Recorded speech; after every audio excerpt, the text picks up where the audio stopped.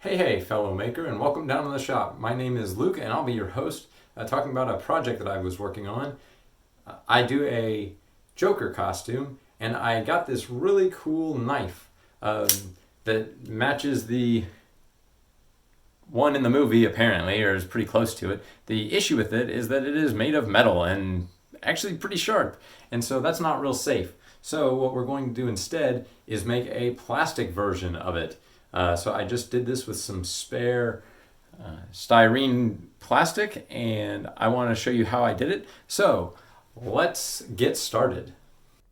So the first thing we do is start by putting the knife on the plastic and tracing it with a pen or pencil and cutting out pieces that match the shape and size. Pretty straightforward. Not really a whole lot to it.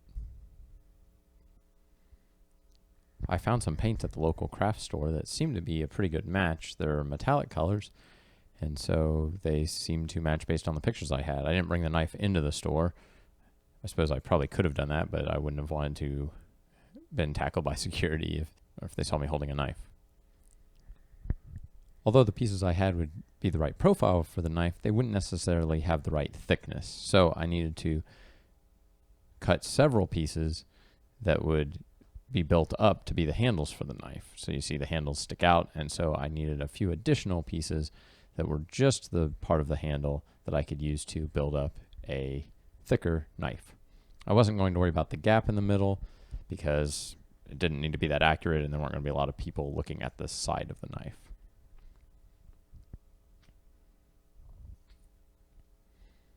I just cut out the pieces using some tin snips.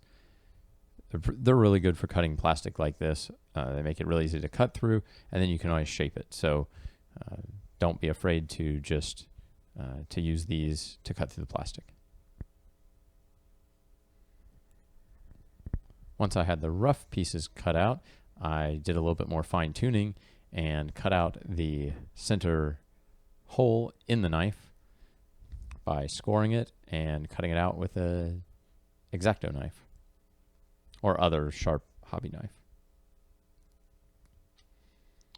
I decided to do 5 pieces, 2 on each side of the knife and the long one in the middle that would actually have the blade.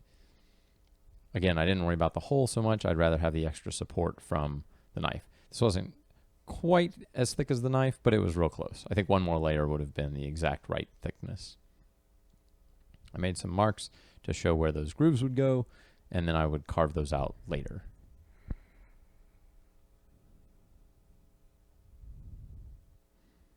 Then I used a rotary tool to round off the edges and really try to make it the same shape, much closer to the actual knife. I didn't use any calipers, I just did this all freehanded. To make sure the pieces didn't come out of alignment, I used several clamps to hold all the pieces together, and that way as I worked on them, they wouldn't get out of alignment. You can see it was getting closer, not machined accurate, but at least close enough, again, for the pictures that I was going to be doing. And here it is all put together with the plastic.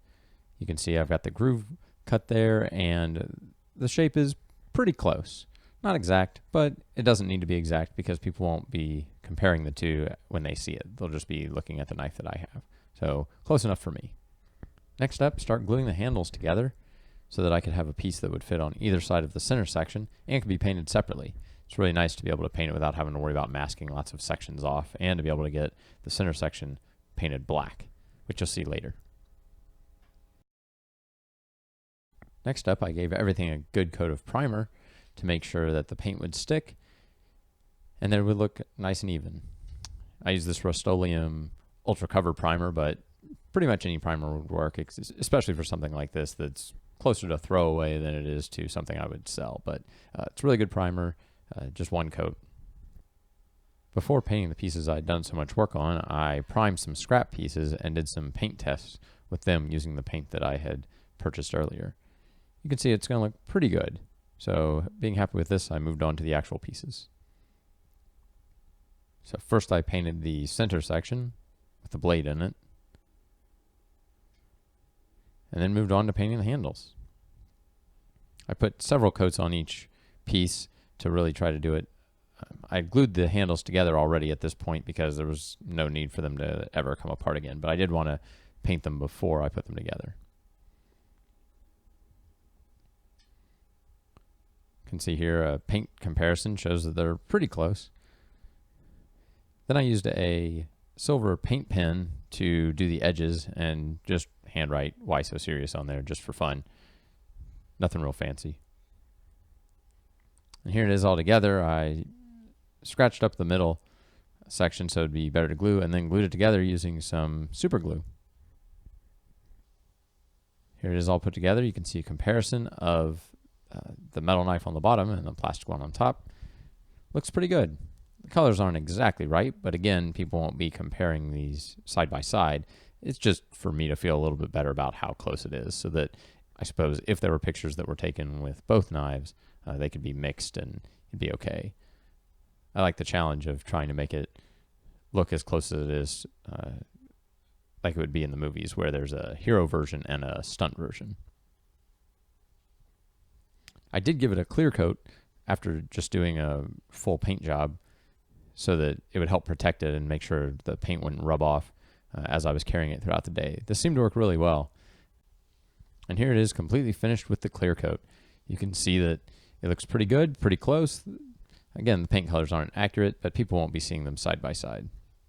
And there you have it, a nice plastic version instead of a metal version that you can take to the cons and still looks pretty good. The colors match pretty well. I was real happy with how this turned out, and I got a lot of real positive comments. Scared a few people at the last con I was at when I pulled it out and was like, oh right, it's plastic, don't worry about that. So it was real nice, and it led to some good conversation about it. It doesn't always hold up close, but that's not really the point. Still looks pretty good in pictures. I will even insert a couple of pictures here that were taken with this knife so that you can see that it still looks pretty good.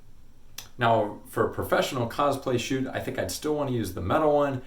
It obviously looks a lot better, it's more machined, but that would be a situation where we wouldn't be interacting with people who didn't realize that it was a real knife, and we could make sure that we were doing everything safely and wouldn't be worried about going out in public and pulling a knife on people, which can lead to some issues. So thanks for joining us, and I will see you next time here in the shop.